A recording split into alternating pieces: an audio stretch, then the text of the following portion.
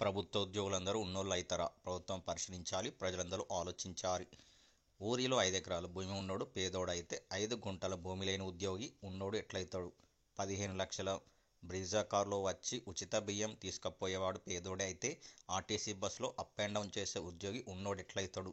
లక్షల్లో జీతాలు తీసుకునే సాఫ్ట్వేర్ ఉద్యోగి తెల్ల రేషన్ కార్డు కలిగిన పేదోడే అయితే వేలల్లో జీతాలు తీసుకునే ప్రభుత్వ ఉద్యోగి ఉన్నోడు ఎట్లయితాడు? 2 అంతస్తుల భవంతిలో నివాసం తెల్ల రేషన్ కార్డు ఉన్నవాడు పేదోడైతే కిరాయి ఇంట్లో ఉండే ఉద్యోగి ఉన్నోడెట్లయితాడు? ఐటీలు కట్టే బిజినెస్ మెన్ల తల్లిదండ్రులు తెల్ల రేషన్ కార్డు కలిగిన పేదోళ్ళు అయితే 13 సంవత్సరాల సర్వీసులో ఇంతవరకు ఐటీ కట్టే స్థాయిలో జీతం పొందని ఓ చిన్న ప్రభుత్వ ఉద్యోగి తల్లిదండ్రులు ఉన్నోరెట్లయితారు? ప్రజలు గుర్తిరగాలి, ఉద్యోగులు అందరూ ఉన్నోళ్ళు కాదు.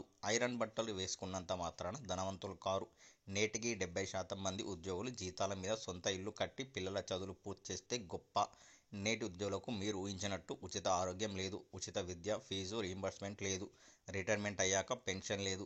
ఈర్ష్యపరులారా, మీ చుట్టూ ఉన్న ఉద్యోగులకు వారసత్వంగా వచ్చిన నౌకర్లు కావు అవి. వాళ్ళు అవ్వ అయ్యలు ఉపవాసం ఉండి కూలీ నాలి చేసి బడికి పంపితే చిన్నప్పటి నుండి ఆటపాటలు మర్చి పండుగలు పబ్బాలు వదిలేసి నోటికి రుచి మరిచి కంటికి నిద్ర వదిలి పుస్తకాల పురుగుల 25 సంవత్సరాల పాటు పెడితే వచ్చిన ఉద్యోగం అది. ఆ ఉద్యోగం రాగానే వచ్చే జీతంతో ప్రతి పైసా ఖర్చుకు 10 సార్లు ఆలోచిస్తూ పద్ధతిగా ఖర్చు చేస్తూ ప్రణాళికాబద్ధంగా బతుకుతున్నారు. అంతే తప్ప వాళ్ళంతా బలిసినోళ్ళు కాదు, భాగ్యవంతులు అసలే కారు.